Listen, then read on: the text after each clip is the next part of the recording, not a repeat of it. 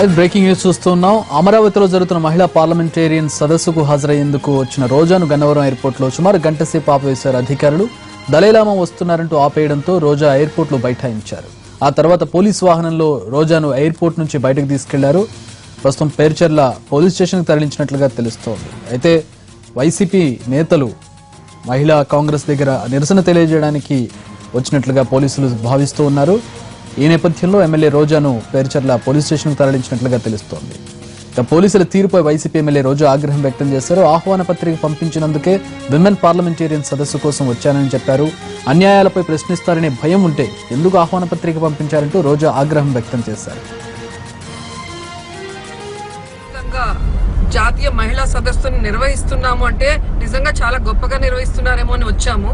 కానీ మాలాంటి వాళ్ళని అరెస్ట్ చేసి ఇలా ఒంగోలు సైడ్ తీసుకెళ్తూ ఈ రోజు చంద్రబాబు నాయుడు గారి కోడల్ని, వెంకయ్య నాయుడు గారి కూతుర్ని, అలాగే కేసీఆర్ గారి కూతుర్ని పిలుచుకొని వీళ్ళు మాట్లాడించుకుంటున్నారంటే ఇది రాజకీయమా, నిజంగా మహిళా సాధికారత కోసం వీళ్ళు మాట్లాడుతున్నారని ఇప్పటికే ప్రజలకు అర్థమై ఉంటుంది.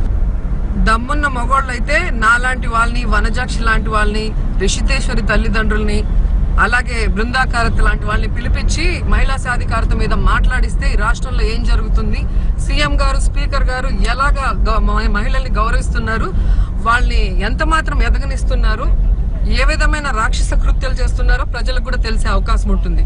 కానీ నిజంగా ఇంత పిరికి వాళ్ళు, ఇంత భయపడే వాళ్ళని నేను ఎక్కడా చూడలేదు ఏ రాష్ట్రంలో కూడా.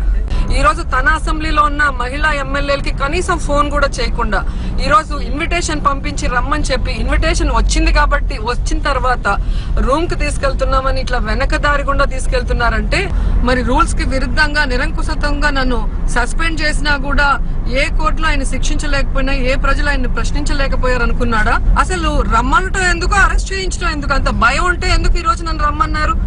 అంటే వీళ్ళు ఏం చెప్పాలనుకుంటున్నారు? 13 కోట్లు అసెంబ్లీ డబ్బు వెచ్చించి ఈ రోజు వచ్చిన వాళ్ళకి ఫ్లైట్ టికెట్లు, హోటల్ వేసుకొని వాళ్ళకి రంగురంగుల అమరావతిని చూపించి వాళ్ళ దగ్గర పొగిడించుకొని ఇక భవిష్యత్తులో 4-5 ఏళ్లు దాని గురించి డబ్బాలు